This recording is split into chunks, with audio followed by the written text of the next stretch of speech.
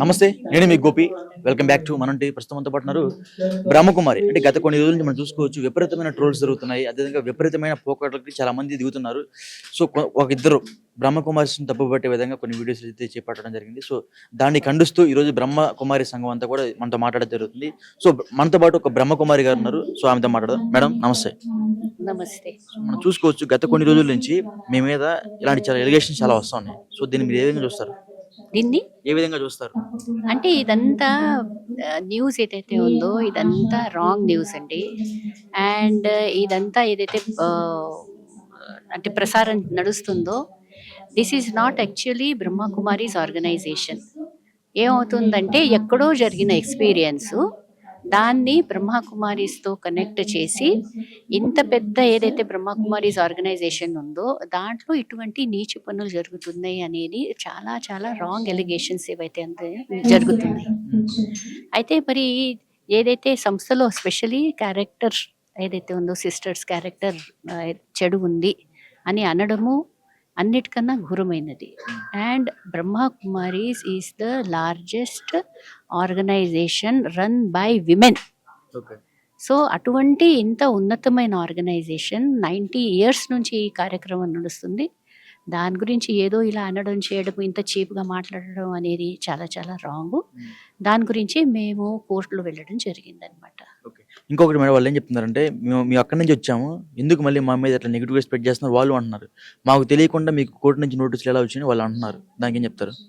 అంటే కోర్టుకి వెళ్ళాలంటే ఇద్దరు విచారణకు ఒకటేసారి వెళ్ళాలి.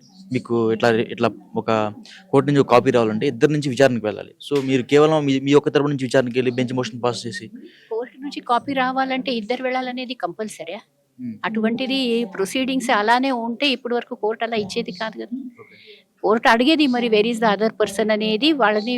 కానీ ఏదైతే కోర్టులో మేము ఫస్ట్ పోలీస్కి వెళ్ళాము, మేము ఊరికే డైరెక్ట్ కోర్టు వెళ్ళలే. అండ్ ఏదైతే ప్రొసీజర్ ఉందో ప్రొసీజర్ అనుసారంగానే మేము వెళ్ళడం చేయడం అనేది జరిగింది.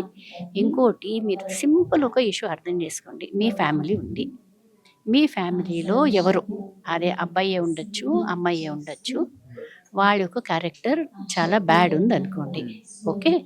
అండ్ వాళ్ళను మీరందరూ ఏ విధంగా కూడా సపోర్ట్ చెయ్యరు. అండ్ వాళ్ళు అనుకుంటారు సరేలే ఐ డోంట్ నీడ్ సపోర్ట్, వీళ్ళందరిది ఏంటిది నేను నాది చేసుకుంటాను అనుకుంటూ ఏదో ఎస్టాబ్లిష్ చేసుకుంటారు. సరే వచ్చారు, ఇక్కడి నుంచి వచ్చారు రైటే. కానీ వాళ్ళు ఏదైతే చేశారో వాళ్ళు ఏదైతే చేస్తున్నారో నెగటివ్ అది ఇక్కడ చేస్తున్నారని ఎలా అంటారండి? పిల్లవాడు ఒకవేళ దొంగతనం చేస్తే అమ్మ నాన్నను మీరు అరెస్ట్ చేస్తారా, లేక అమ్మ నాన్న క్యారెక్టర్ బాగాలేదంటారా? ఇందాక మీరు ఒకటి అన్నారు, ఆమె దగ్గర ఐడి కార్డు ఉంటే ఆమె మా వాళ్ళు అని చెప్పారు కదా. ఇందాక సంథింగ్ ఐడి కార్డ్ కొన్ని షో చేస్తున్నాం మీరు. ఇప్పుడు మా బ్రహ్మ ఫస్ట్ ఆఫ్ ఆల్ రెండు విధాలుగా ఉంటారండి. కమ్మింగ్ యాజ్ జిజ్ఞాసులుగా వస్తారు, ఓకే, వచ్చి వింటారు.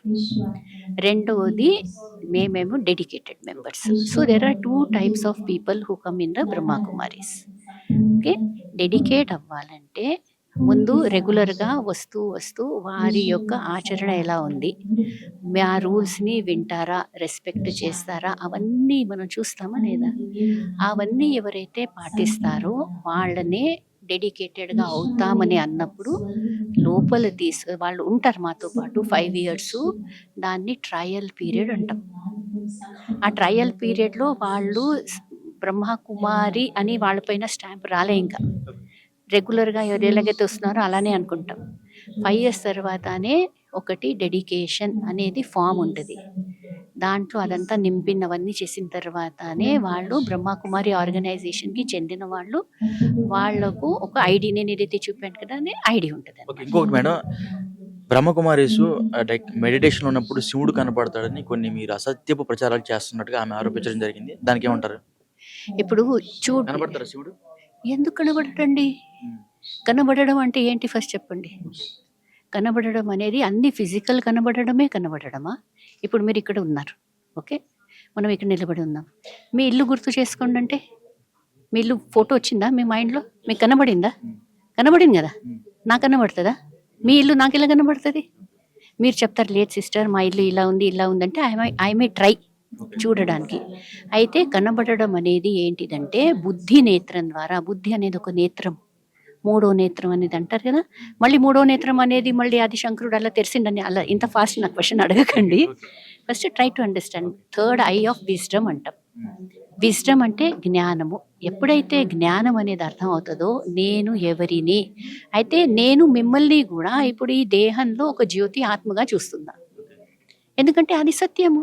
ఈ రెండు నేత్రాలతో ఒక విధంగా చూస్తే మూడో నేత్రంతో ఇంకో చూస్తాం. ఇప్పుడు మైక్రోస్కోప్ ఉంటుంది ఫర్ ఎగ్జాంపుల్. మైక్రోస్కోప్లో ఏదైతే కనబడుతుందో అది ఊరికే కనబడుతుందా? కనబడదు కదా. ఇప్పుడు బ్యాక్టీరియా మైక్రోస్కోప్ నుంచే చూడాలి. ఇలా ఈ రెండు నేత్రాలతో చూస్తూ బ్యాక్టీరియా ఎలా ఉందంటే అమ్మ తల్లి మైక్రోస్కోప్ నుంచి చూడు.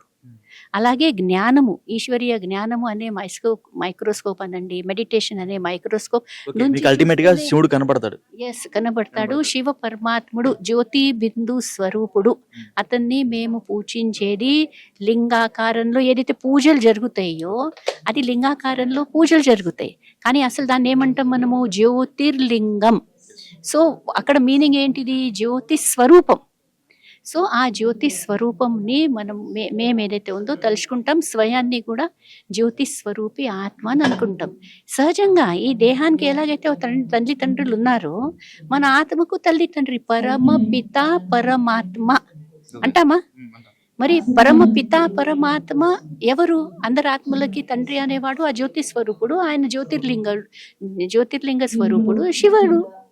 ఓకే, అల్టిమేట్ గా ఫైనల్ గా ఏదైతే బ్రహ్మకుమారిస్ కి లైంగిక వేధింపులు గురవుతున్నాయో, గురి కావట్లేదు ఒకటి మాటలో, అల్టిమేట్ గా ఏదైతే బ్రహ్మకుమారిస్ ఉన్నారు కదా వాళ్ళకి లైంగిక వేధింపులు గురవుతున్నారని చెప్తున్నారు. అయితే బ్రహ్మకుమారీస్ లో ఎటువంటి హెరాస్మెంట్స్ లేవు. అది జరిగింది పదే 101 times 1000 times నేను అంటాను. వీరేంద్ర దేవ దీక్షిత్ గారు ఎవరైతే బ్రహ్మకుమారీస్ నుంచి విడిపోయారో అండ్ ఎస్టాబ్లిష్ చేశారు, ఏంటిదది? ఆధ్యాత్మిక విద్యాలయము. రోహిణిలో దాని యొక్క కేంద్రము ఢిల్లీలో ఉండే, అక్కడ అవన్నీ హెరాస్మెంట్స్ అవన్నీ జరిగినాయి. బ్రహ్మకుమారీస్ ఈశ్వరీయ విశ్వవిద్యాలయం with head quarter at mount Abu with 8000 centers లో ఎటువంటి హెరాస్మెంట్స్ లేవు.